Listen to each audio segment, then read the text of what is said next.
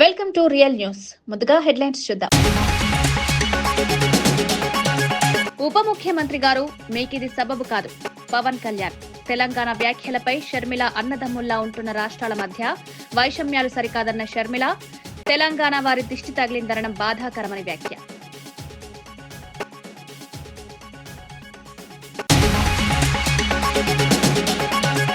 తాడిపత్రిలో దాడులు పెరిగాయంటూ పెద్దారెడ్డి ఆగ్రహం. టీడీపీ కూటమి వచ్చాక శాంతి భద్రతలు దెబ్బతిన్నాయని విమర్శ. రెడ్ బుక్ రాజకీయాలతో ప్రజల్లో భయాందోళనలు పెరిగాయని ఆరోపణ. ప్రతి దాడిని డిజిటల్ గా రికార్డ్ చేసి న్యాయ పోరాటం చేస్తామని హామీ.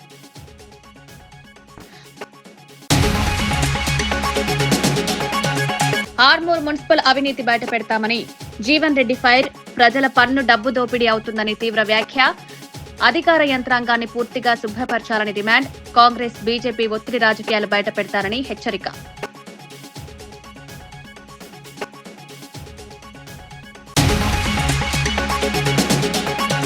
దివాలా కంపెనీకి వేల కోట్ల కాంట్రాక్టులపై కృషాంక్ ఫైర్. పేజీలు తిప్పలేని కంపెనీకి బిగ్ ప్రాజెక్టులు ఎలా అని ప్రశ్నలు. పారదర్శక టెండర్ విధానం పక్కన పెట్టారని తీవ్రమైన ఆరోపణ. ప్రజాధనం దుర్వినియోగమైతే చూస్తూ ఊరుకోమని హెచ్చరిక. యమధర్మరాజు వేషంతో రోడ్డు భద్రతపై వినూత్న ప్రచారం. హెల్మెట్, వేగం, సిగ్నల్ ఉల్లంఘనల ప్రమాదాలు నేరుగా వివరింపు. కొత్త తరహా అవగాహనతో రోడ్డు ప్రమాదాలు తగ్గుతాయని ఆశ. యువత నిబంధనలు పాటిస్తే ప్రాణాలు కాపాడొచ్చని సందేశం. ఆంధ్రప్రదేశ్ ఉప ముఖ్యమంత్రి పవన్ కళ్యాణ్ చేసిన ప్రకటనపై తెలంగాణ నాయకుల దిష్టి వల్ల కోనసీమలో కొబ్బరి తోటలు ఎండిపోయాయి అంటూ మాట్లాడడం అత్యంత బాధాకరమని ఆంధ్రప్రదేశ్ కాంగ్రెస్ అధ్యక్షురాలు వైఎస్ షర్మిల తీవ్రంగా స్పందించారు. అన్నదమ్ముల్లా ఉన్న రెండు రాష్ట్రాల ప్రజల మధ్య వైషమ్యాలు రెచ్చగొట్టేలా ఉప ముఖ్యమంత్రి మాట్లాడడం సబబు కాదని ఆమె స్పష్టం చేశారు. షర్మిల వ్యాఖ్యానిస్తూ కోనసీమ చెట్లు ఎండిపోవడానికి దిష్టి కారణం కాదని, ప్రభుత్వ నిర్లక్ష్యమే అసలు కారణమని తెలిపారు. శంకరగుప్తం డ్రైన్ ఇరువైపులా గట్లు, డ్రెడ్జింగ్ పనులు నిర్లక్ష్యానికి గురవ్వడం వల్ల సముద్రం నుంచి ఉప్పునీళ్లు పైకొచ్చి లక్షల కొబ్బరి చెట్లు నాశమయ్యాయని పేర్కొన్నారు. భూభారతి వ్యవస్థ అమల్లో కొంత ఆలస్యం జరిగినా ప్రజలకు మరింత పారదర్శకంగా, వేగవంతంగా సేవలందించేలా వ్యవస్థను పూర్తిగా బలోపేతం చేస్తామని రెవెన్యూ శాఖ మంత్రి పొంగులేటి శ్రీనివాసరెడ్డి స్పష్టం చేశారు.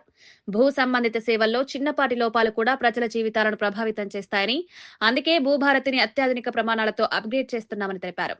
మునుపున్న సాంకేతిక సమస్యలు, డేటా లోపాలు, ఫీల్డ్ స్థాయి అసమానతలను సరిచేయడానికి ప్రత్యేక బృందాలను ఏర్పాటు చేశామని ఆయన చెప్పారు. గ్రామ, వార్డు స్థాయిలో రెవెన్యూ సిబ్బందికి ప్రత్యేక శిక్షణ ఇవ్వడం, డిజిటల్ డేటా శుద్ధి, పోర్టల్ స్పందన వేగం పెంపు వంటి చర్యలు చేపడుతున్నట్టు వివరించారు. భూభారతి పూర్తిగా అమల్లోకి వచ్చిన తర్వాత భూ రికార్డులు, అధికరణాలు, మ్యూటేషన్లు, నకళ్లు వంటి అన్ని సేవలు పూర్తిగా పారదర్శకంగా, క్యూలెస్ గా అందుబాటులో ఉంటాయని మంత్రి హామీ ఇచ్చారు. ప్రజలు ఎదుర్కొంటున్న సమస్యలను శాశ్వతంగా తొలగించడమే ప్రభుత్వ లక్ష్యమని స్పష్టం చేశారు. ఆల్ ఆప్షన్స్ తో కొత్త యాప్ ఎన్ఏసి డెవలప్మెంట్ చేసిన యాప్ ఈ భూభారతి చట్టంతో పాటు రాష్ట్ర ప్రజలకి ప్రయోగకరమైన ఆ ప్యాచ్లున్న ఆ అతుకులకు బంతైన ధరణి యాప్ ని పూర్తిగా రిమూవ్ చేసి కొత్త యాప్ కూడా రాష్ట్ర ప్రజలకి ఇవ్వనున్నాం. భూదారు కార్డులు కూడా రెడీ అయ్యాయి. ఈ ఎన్నికలైన మరుక్షణం గౌరవ ముఖ్యమంత్రి రేవంత్ రెడ్డి గారి చేతుల మీదుగా స్టార్ట్ చేస్తూ విడతల వారీగా టేకప్ చేసి వీటన్నిటికీ సర్వేతో పాటు వాటికి సంబంధించిన బై నెంబర్లతో పాటు ఈ భూభారతి చట్టాన్ని పూర్తిగా ప్రజలకి అందించే దిశగా ఈ ప్రభుత్వం ఈనాడు ఆ వడివడిగా ఆ దిశలో ఆ డైరెక్షన్ లో నడుస్తుందని చెప్పడానికి సంతోషిస్తున్నాను. కొంచెం లేట్ అయినా స్ట్రాంగ్ గా ఫౌండేషన్ పర్ఫెక్ట్ గా కడుతూ ఈ వ్యవస్థను చేస్తున్నామని చెప్పడానికి ప్రజలకు ఉపయోగపడే విధంగా తీసుకురానున్నాం. రహదారి భద్రతపై ప్రజల్లో అవగాహన పెంచేందుకు వినూత్న ప్రయత్నానికి శ్రీకారం చుట్టారు కిమ్స్ సన్షైన్ ఆసుపత్రి చైర్మన్ డాక్టర్ గురువారెడ్డి. సర్వేజన ఫౌండేషన్ ఆధ్వర్యంలో రసూల్పురాకూడలో జరిగిన ఈ కార్యక్రమంలో యమధర్మరాజు వేషధారణలో ఉన్న వ్యక్తిని తీసుకువచ్చి వాహనదారులకు ట్రాఫిక్ నిబంధనల ప్రాముఖ్యతను వివరించారు. హెల్మెట్ లేకుండా ప్రయాణించడం, వేగంగా నడపడం, సిగ్నల్లను పట్టించుకోకపోవడం వంటి నిర్లక్ష్యాలు ప్రాణాలకి ప్రమాదకరమని యమధర్మరాజు వేషధారి చెప్పడం వాహనదారులను ఆకట్టుకుంది. రోజు జరిగే రోడ్డు ప్రమాదాల్లో అనేక మంది ప్రాణాలు కోల్పోతున్న నేపథ్యంలో కొత్త తరహా అవగాహన పద్ధతులు అవసరమని డాక్టర్ గురువారెడ్డి వెల్లడించారు. ప్రతిరోజు ట్రాఫిక్ జంక్షన్లలో ఈ విధంగా ప్రజలను చైతన్యపరిస్తే ప్రమాదాలను గణనీయంగా తగ్గించవచ్చని అభిప్రాయపడ్డారు. ఇది జరుగుతుంది. అలాగే మన స్టాఫ్ పోలీసు వ్యవస్థలో కష్టపడుతున్న గురించి వాళ్ళందరికీ మీరు కోఆపరేషన్ ఇవ్వాలని తెలుపుకుంటున్నాము. ధన్యవాదాలు. Thank you.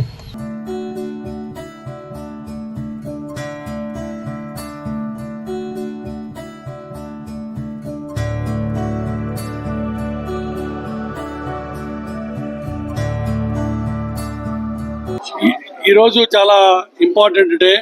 ప్రతిసారి మా హాస్పిటల్కి రండి, మేము గొప్ప, మా హాస్పిటల్ గొప్ప అని చెప్పి చెప్పుకుంటూ ఉంటాం. బట్ ఇవాళ మా కోసం కాదు, ఇది మన చుట్టుపక్కల ఉన్న సంఘం కోసం, మన చుట్టుపక్కల ఉన్న ప్రజల కోసం ఈ సేఫ్టీ క్యాంపెయిన్ మొదలెట్టాం. సర్వేజన ట్రస్ట్ పేరిట హైదరాబాద్ని సేఫరాబాద్ కింద మార్చే ప్రయత్నంలో భాగస్వామిగా ఇవాళ మొట్టమొదటి నాంది పలుకుతున్నాం. దానికి ఏం లేదు, యమధర్మరాజు గారిని స్పెషల్ రికమెండేషన్ తోటి ఆయన యమలోకానికి 4 రోజులు సెలవు పెట్టించి ఇక్కడ మన హైదరాబాదు సిటీ జంక్షన్స్ లో, ట్రాఫిక్ జంక్షన్స్ దగ్గర ఆయన ఉండి ఈ హెల్మెట్లు వేసుకునే వాళ్ళని, సీట్ బెల్ట్ వేసుకునే వాళ్ళని, రాంగ్ సైడ్ డ్రైవింగ్ చేసే వాళ్ళని ముందే ఆయన నోటీసులు ఇస్తాడు, మీరు తొందరలో మా దగ్గరకు వస్తారు, జాగ్రత్త అని చెప్పి. ఎందుకు చాలా ఇంపార్టెంట్ విషయం ఏంటంటే ఇండియాలో ప్రతి 3 నిమిషాలకి ఒక రోడ్ ట్రాఫిక్ డెత్ జరుగుతుంది. ప్రపంచంలో ఉన్న వెహికల్స్ లో మన వెహికల్స్ కంట్రిబ్యూషన్ 1%. అంటే ప్రపంచంలో 100 కార్లు ఉంటే మనం 1 కారు ఇస్తున్నాం. కానీ ప్రపంచంలో రోడ్ ట్రాఫిక్ వల్ల చనిపోయే డెత్స్ కి 16% కంట్రిబ్యూట్ చేస్తున్నాం. అంటే ఇవన్నీ కూడా చాలా చాలా మనం బాధపడాల్సిన విషయాలు. అట్లానే అమెరికాలో మనకంటే 4 టైమ్స్ యాక్సిడెంట్స్ ఎక్కువ అవుతాయి, కానీ ఇండియాలో 4 టైమ్స్ ఎక్కువ మంది జనం చనిపోతున్నారు. సో ఇదంతా కూడా మన నిర్లక్ష్యం వల్ల, మన ట్రాఫిక్ రూల్స్ పాటించకపోవటం వల్ల. రోజు చూస్తూనే ఉంటారు మీరు పేపర్లో. మనందరూ దురదృష్టం, మన ఫ్యామిలీలోనో, మన చుట్టుపక్కల ఫ్రెండ్స్లోనో ఎవరో ఒక ఇంట్లో ఒక యాక్సిడెంట్ వల్ల కాళ్ళు, కన్ను పోయిన వాళ్ళు, ప్రాణం పోయిన వాళ్ళు చాలా మంది ఉంటున్నారు. వీటిల్లో 60% ప్రివెంటబుల్, అంటే మన నిర్లక్ష్యం వల్ల జరుగుతున్న విషయాలు ఇవి. కాబట్టి ఆ నిర్లక్ష్యాన్ని పోగొట్టి మనందరం కూడా ఒక మంచి బిహేవియర్ తోటి రోడ్ ట్రాఫిక్ రూల్స్ పాటిస్తే ఈ డెత్స్ తగ్గుతాయి, ఈ మనం ఆనందంగా ఉండే అవకాశం ఉంటుంది. దానికోసం మేము ఎన్నో క్యాంపెయిన్స్ మొదలెడుతున్నాము. ఇది మొదటి క్యాంపెయిన్. తర్వాత ఈ రోడ్డు ప్రమాదాలకి 7 పాపాలు అని ఉన్నాయి, ఆ 7 పాపాలను కూడా ఇచ్చేస్తాము. అట్లానే మీ ప్రెస్ అందరినీ నేను చేతులెత్తి నమస్కరించి అడిగేది ఏంటంటే, ఇది మా కోసం కాదు, మన కోసం, మన పిల్లల కోసం, మన తల్లిదండ్రుల కోసం, మన చెల్లెల కోసం, రోడ్డు మీద వెళ్తే ప్రమాదం లేకుండా ఇంటికి రావడం కోసం. దానికోసం మీరందరూ కూడా మీ టైం ఇచ్చి, మీ స్పేస్ ఇచ్చి, మాతో సహకరించి, నేను ఇంకో పేపర్స్ మీ ఎండీస్ కూడా రిక్వెస్ట్ చేయబోతున్నాను, కలిసి ప్రోగ్రామ్స్ చేద్దామని. ఫౌండేషన్ ద్వారా హైదరాబాద్ను సేఫరాబాద్గా చేయాలని, ఈ 7 పాపాలను నివారించాలనే ఉద్దేశంతో ప్రతి ఒక్క చౌరస్తాలో యమధర్మరాజుగా నేను వాళ్ళందరికీ ఈ 7 పాపాలను నివారించాలనే ఉద్దేశంతో అందరికీ అవేర్నెస్ కలిగించడం కోసం నేను ఇక్కడికి వచ్చాను, యమలోకాన్ని. ధన్యవాదాలు. దివాలా తీసిన కేఎల్ఎస్ఆర్ కంపెనీకి కేవలం 2 ఏళ్లలో 6,000 కోట్ల భారీ కాంట్రాక్టులు ఇవ్వడం ఘోర అవినీతి సూచకమని బీఆర్ఎస్ నాయకుడు మన్నె కృషాంక్ తీవ్ర వ్యాఖ్యలు చేశారు.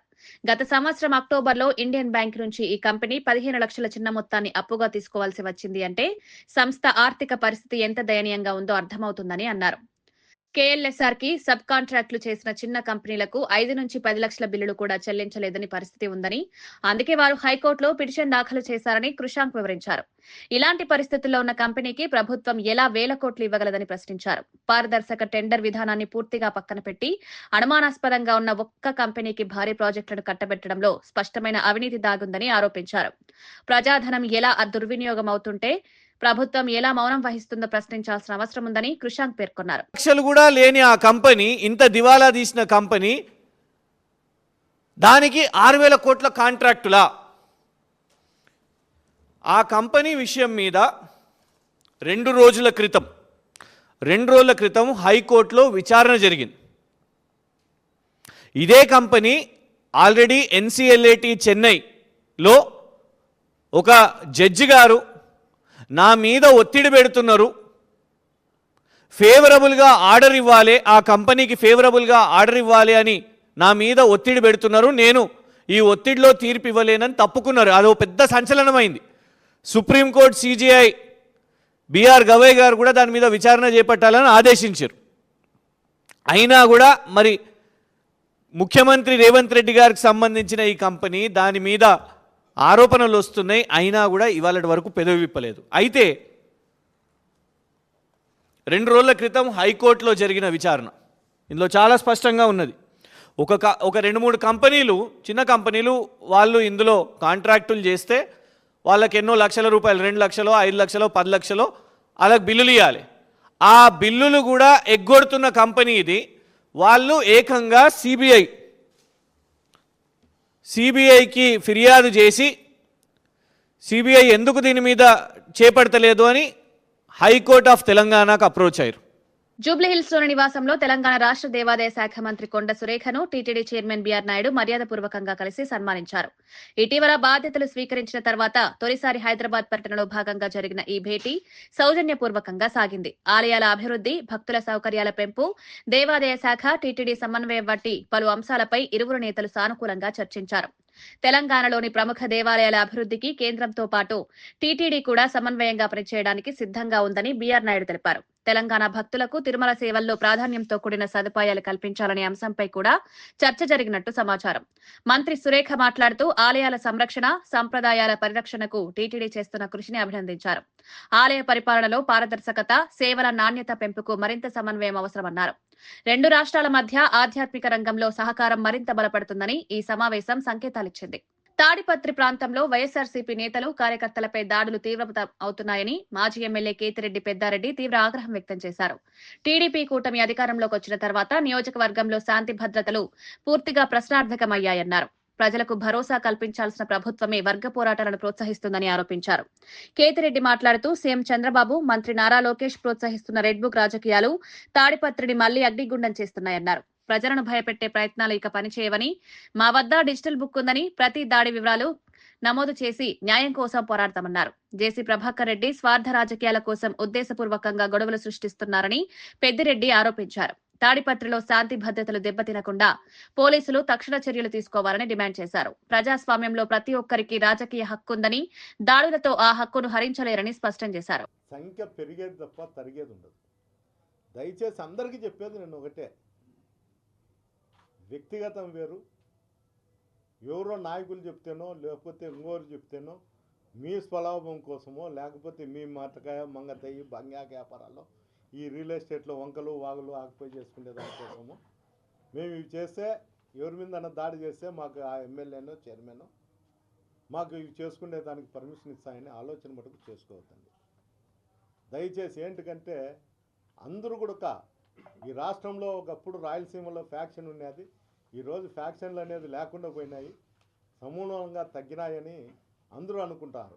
అందరు పిల్లలు కూడా ఉద్యోగాలు చేసుకుంటా బెంగళూరు, హైదరాబాదు, బాంబే, అమెరికా ఇంకోసారి ఉండి ఉద్యోగాలు చేస్తాను. తిరిగి మీరు చేసే రెడ్ బుక్ రాజ్యాంగానికి అనుసరించి ఇట్లే చేస్తా అంటే రేపు మా ప్రభుత్వం వచ్చినప్పుడు కూడా డిస్టర్బరీ తెస్తారు. ఇప్పుడు మీరు ఏం చేస్తా అంటే అప్పుడు 06, 07, 08 పోతుంది. అంటే ఈరోజు మీరు కాళ్ళు ఇరగొడితే రేపు చేతులు 2 ఇరగొడతారు. ఈ పరిస్థితి ఎవరికి అవసరం లేదు. సామాన్య ప్రజలకు అవసరం లేనిది ఈరోజు కొంతమంది స్వార్థ రాజకీయాల కోసం దీన్ని పురుగొలుపుతున్నారు. ఏమన్నంటే పొద్దున్నే పోలీస్ అధికారులను పిలిచేది, వాని మీద కేసు పెట్టండి, వీళ్ళ మీద కేసు పెట్టండి.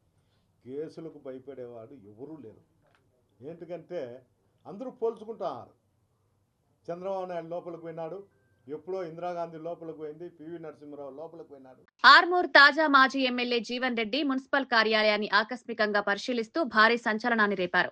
మున్సిపాలిటీలో అవినీతి విస్తరించి ఉందని, మొత్తం అధికార యంత్రాంగాన్ని ప్రక్షాళన చేయాల్సిన అవసరం ఉందని తీవ్రంగా మండిపడ్డారు. ప్రజల పన్నుల డబ్బులతో నడిచే కార్యాలయం ఇలా అవ్యస్తంగా ఉండడం అంగీకారయోగ్యం కాదని అభిప్రాయపడ్డారు. ప్రస్తుతం ఆర్మూర్లో ఎమ్మెల్యే రాకేష్ రెడ్డి, కాంగ్రెస్ ఇన్ఛార్జ్ వినయ్ రెడ్డి కలిసి అధికారం పేరుతో ఒత్తిడి, అన్యాయం చేస్తున్నారని జీవన్ రెడ్డి ఆరోపించారు. మీ ముఖం ఎక్కడ పెట్టుకుంటారో ఆలోచించండి అంటూ అధికారులకు హెచ్చరిక జారీ చేశారు. ప్రజాసేవ పేరుతో పైసా వసూలు రాజకీయాలు చేయడం ఆపాలని, కాంగ్రెస్, బీజేపీ ఫెవికాల్ బంధం ఢిల్లీలో కనిపిస్తోందని టీడీపీ నేతల తరహాలోనే ఘాటు వ్యాఖ్యలు చేశారు. వినయ్ రెడ్డి పైసా వసూలు రెడ్డిగా మారారన్నారు. ప్రజలు వీరి పనితీరును గమనిస్తున్నారని, అవినీతి బహిర్గతం చేసే పోరాటం కొనసాగిస్తారని జీవన్ రెడ్డి ప్రకటించారు. ఆయన అవినీతికి, ఆయన కలెక్షన్స్కు స్వయంగా ఆర్మూర్ మున్సిపల్ కమిషనర్ బలైపోయింది. ఏంటంటే ఇలా కెమెరాలు పెట్టుకున్నాడు, ఆడ కూడా కెమెరా ఉంది, ఈడ కూడా ఇటు కూడా కెమెరా. ఈ కెమెరాలతో బంధిస్తుంది అధికారులను. ఈ కెమెరాల నుంచి డైరెక్ట్ కనెక్షన్ పెట్టుకొని నోటీసు, కలెక్షన్.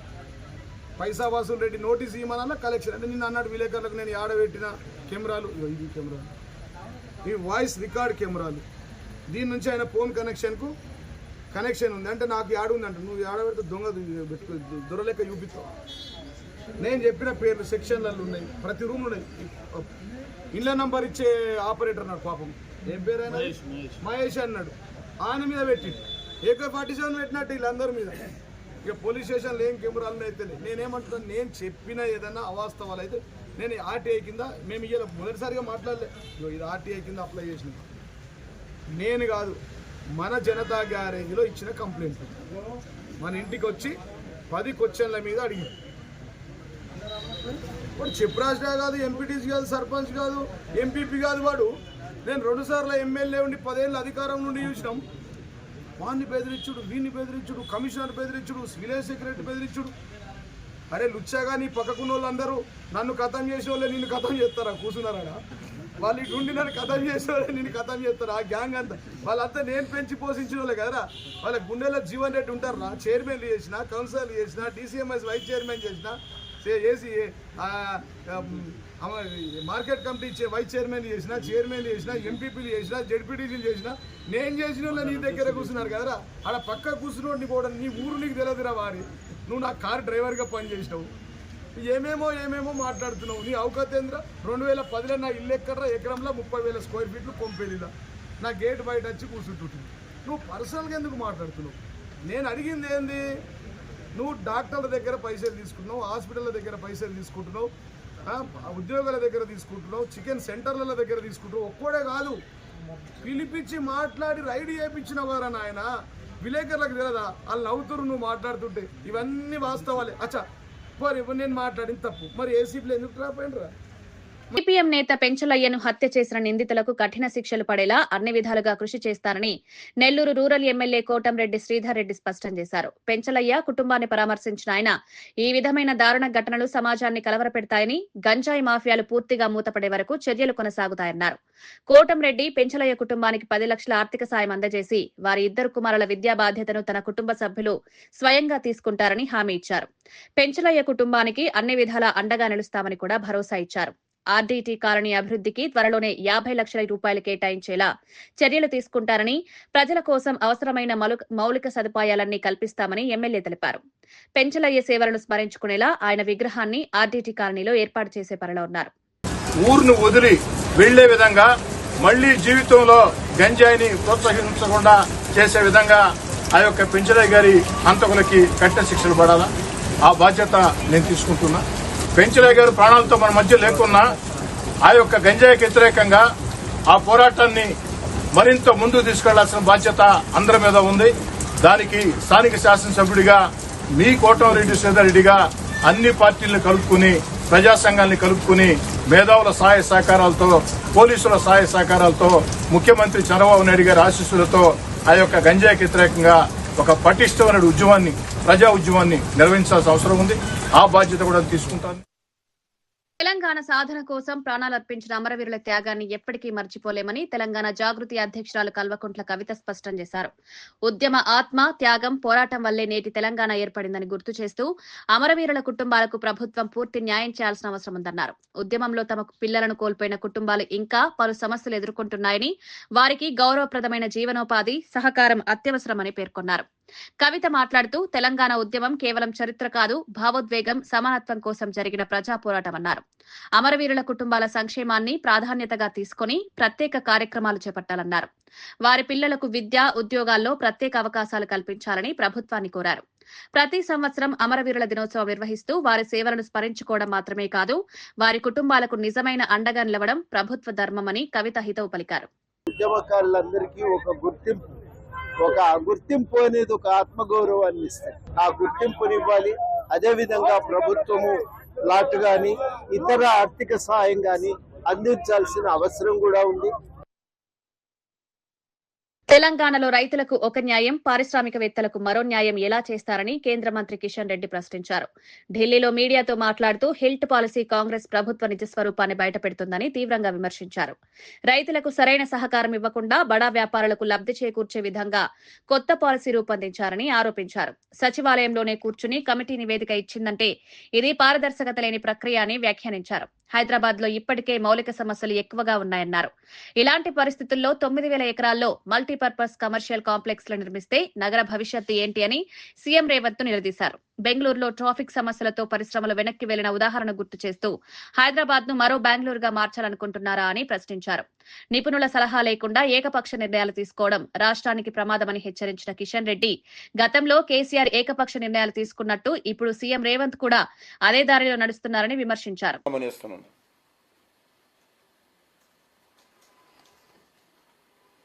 ఈ భూములు ఎక్కడున్నాయో,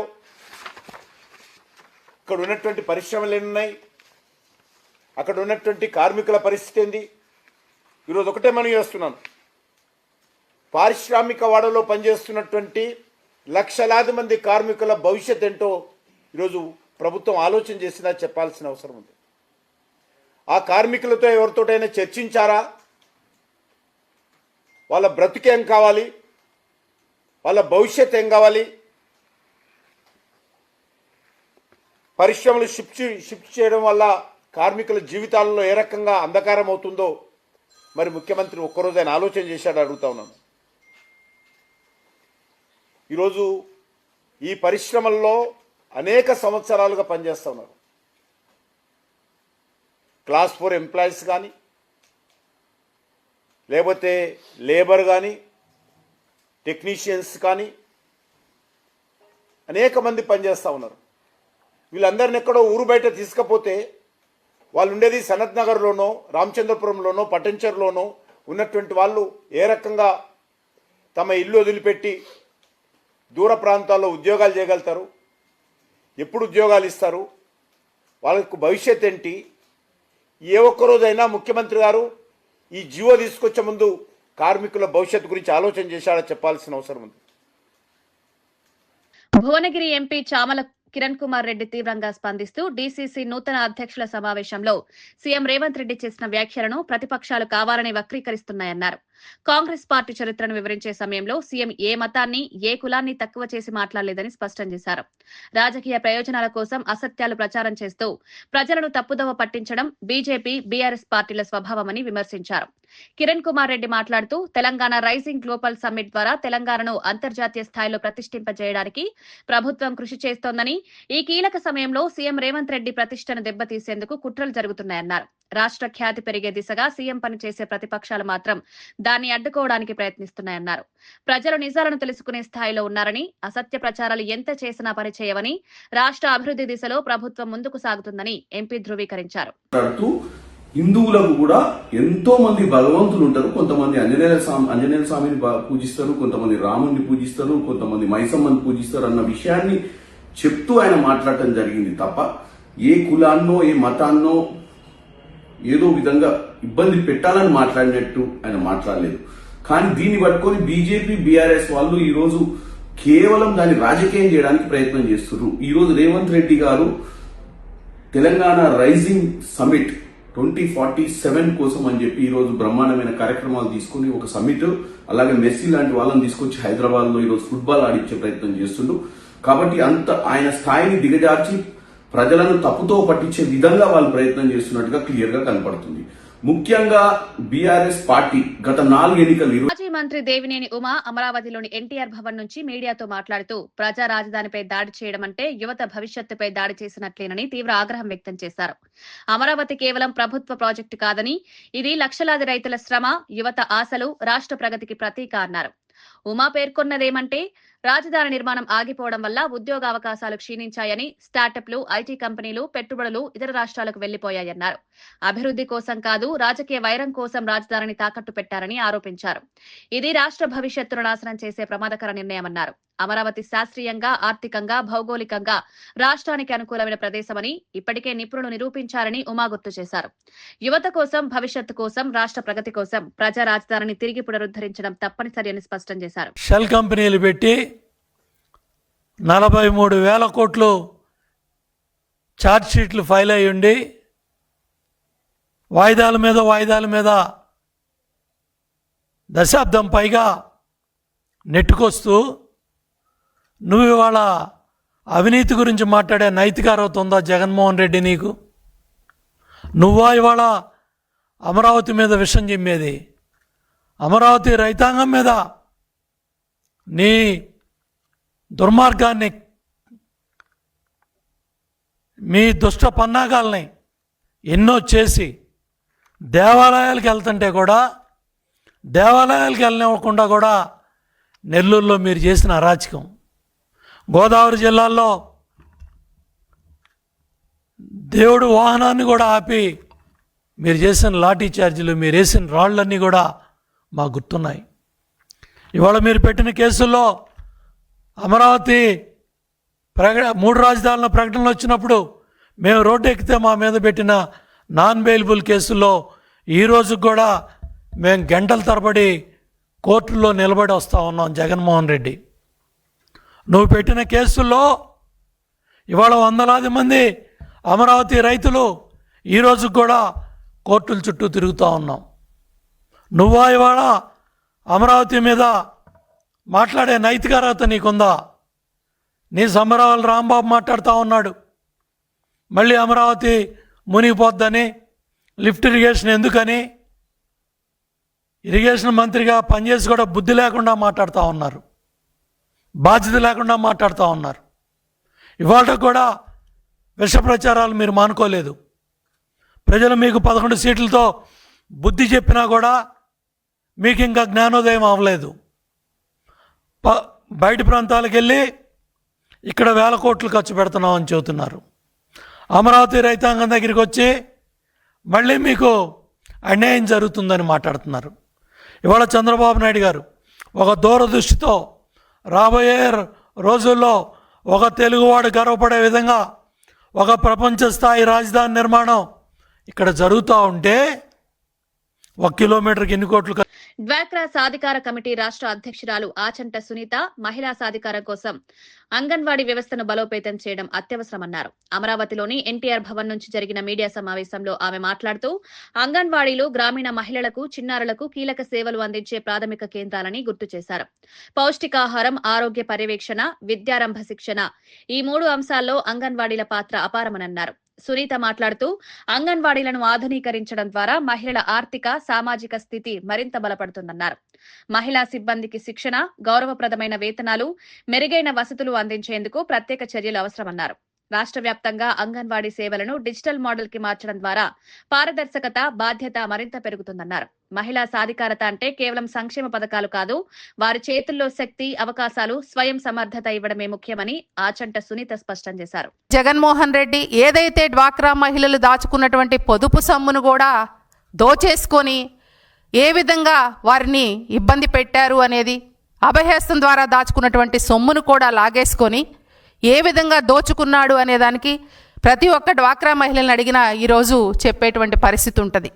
ఏదైతే మన కూటమి ప్రభుత్వం అధికారంలోకి వచ్చిన దగ్గర నుంచి కూడా ప్రతి ఒక్క డ్వాక్రా మహిళ సంతోషంగా ఉండాలి, మంచి పారిశ్రామికవేత్తలు అవ్వాలని చెప్పేసి ఏ విధంగా ఆ రోజు గత ప్రభుత్వంలో 2 లక్షలు మాత్రమే ఉన్నటువంటి పావలా వడ్డీ రుణాలని ఈరోజు 5 లక్షలకు పెంపొందించి దానిలో భాగంగా ప్రతి ఒక్క మహిళ కూడా మంచిగా బిజినెస్ చేసుకోవాలని చెప్పి ఎస్సీ, ఎస్టీ, బీసీ, మైనారిటీ మహిళలకు కూడా ప్రత్యేకమైనటువంటి ప్రోత్సాహాలు ఇవ్వాలని చెప్పి వారికి సంబంధించి 2 లక్షల నుంచి 5 లక్షల వరకు 0%తో వాళ్ళకి వడ్డీ లేని రుణాలు ఇచ్చి వారిని ప్రోత్సహించాలి అనే విధంగా ముందుకెళ్ళడం అనేది మనం చూస్తూ ఉన్నాము.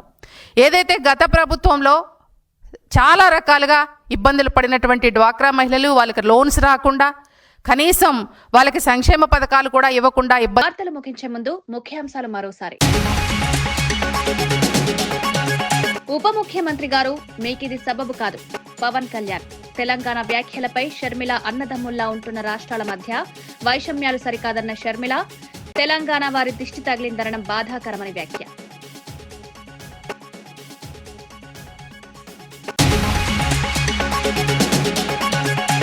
తాడిపత్రిలో దాడులు పెరిగాయంటూ పెద్దారెడ్డి ఆగ్రహం. టీడీపీ కూటమి వచ్చాక శాంతి భద్రతలు దెబ్బతిన్నాయని విమర్శ.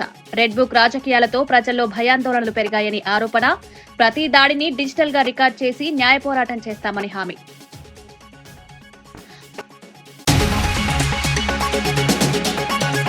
ఆర్మూర్ మున్సిపల్ అవినీతి బయటపెడతామని జీవన్ రెడ్డి ఫైర్. ప్రజల పన్ను డబ్బు దోపిడీ అవుతుందని తీవ్ర వ్యాఖ్య. అధికార యంత్రాంగాన్ని పూర్తిగా శుభ్రపరచాలని డిమాండ్. కాంగ్రెస్ బీజేపీ ఒత్తిడి రాజకీయాలు బయటపెడతారని హెచ్చరిక.